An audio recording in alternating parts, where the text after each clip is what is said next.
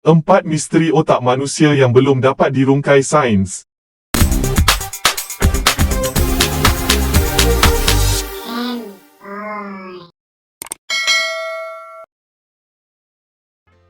Otak manusia adalah salah satu organ yang paling kompleks dalam tubuh manusia serta yang paling kurang difahami. Walaupun banyak kajian yang telah dilakukan mengenai otak manusia, sebenarnya masih banyak lagi perkara yang masih menjadi misteri dan belum dapat dirungkaikan oleh para saintis. Daripada memori, halusinasi dan beberapa perkara lagi yang boleh terjadi disebabkan oleh otak, kali ini kami ingin kongsikan beberapa perkara misteri yang belum dapat dirungkai sains mengenai otak manusia. Jom tonton. Nombor 4. Brain freeze. Pernahkah anda memakan aiskrim atau sesuatu yang sangat sejuk dan secara tiba-tiba otak anda mengalami satu kejutan yang dipanggil brain freeze? Secara teknikal dikenali sebagai sakit kepala rangsangan sejuk atau cold stimulus headache. Brain freeze adalah sesuatu yang kita semua pernah alami sekurang-kurangnya sekali seumur hidup.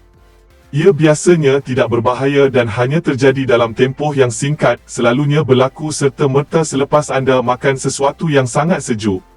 Jika kita menyelidiki dari aspek biologi atau evolusinya, ia tidak jelas mengapa ia berlaku sama sekali. Tiada siapa yang tahu apa yang sebenarnya berlaku di dalam otak semasa dalam keadaan brain freeze ini, walaupun ia terasa agak menyakitkan untuk seketika. Satu teori mengatakan bahawa ia disebabkan oleh peningkatan mendadak dalam aliran darah ke otak yang disebabkan memakan sesuatu yang sejuk. Oleh kerana aliran darah yang meningkat menghasilkan tekanan, ia ditafsirkan sebagai sejenis kesakitan oleh otak menyebabkan apa yang kita kenali sebagai brain freeze.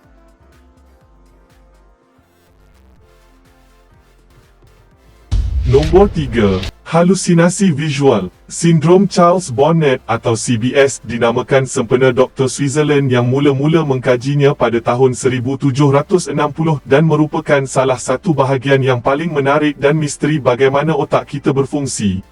Secara umumnya dikenali sebagai halusinasi visual, keadaan ini jarang berlaku dan hanya menjejaskan peratusan kecil orang yang kehilangan penglihatan disebabkan oleh keadaan mata tertentu seperti katarak, glaukoma atau diabetes.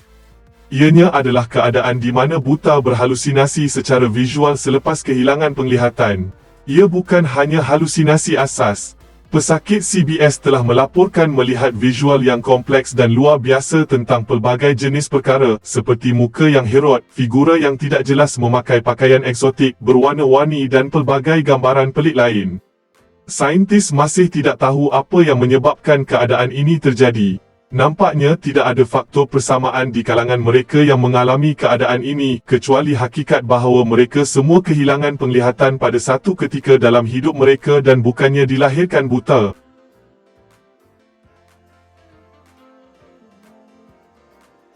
Nombor 2. Mekanisme memori. Kini saintis tahu bahawa memori pada otak manusia bukanlah seperti cakera keras seperti yang dibayangkan oleh kebanyakan kita. Ianya lebih seperti koleksi sinaps atau simpang antara pelbagai sel saraf dalam rangkaian saraf otak. Ringkasnya, memori adalah hasil hubungan antara sel-sel saraf dan mempunyai sedikit kaitan dengan sel-sel saraf itu sendiri. Itulah sebabnya memori akan berkurangan dan kurang tepat mengikut masa kerana sambungan tersebut semakin lemah dan kurang tepat. Walaupun saintis memahami cara ia berfungsi, mereka masih tidak dapat menjelaskan secara fizikal proses pembentukan memori dan proses mendapatkan semula memori di dalam otak. Proses pencarian semula memori yang disimpan dalam otak masih sepenuhnya misteri kepada sains. Kita tidak tahu bagaimana otak menjangkau pelbagai bahagiannya apabila ia perlu mengingati sesuatu perkara atau bahagian mana yang terlibat dalam proses itu.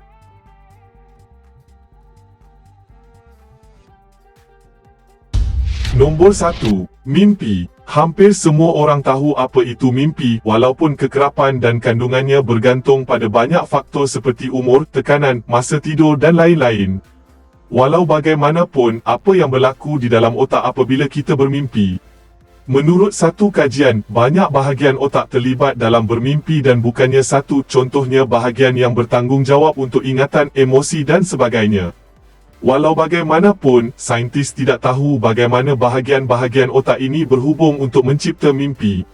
Satu perkara lagi, kita kebiasaannya tidak dapat mengingati mimpi secara jelas apabila terjadi dalam tidur. Persoalan ini sememangnya masih menjadi antara misteri otak yang belum dapat dirungkai.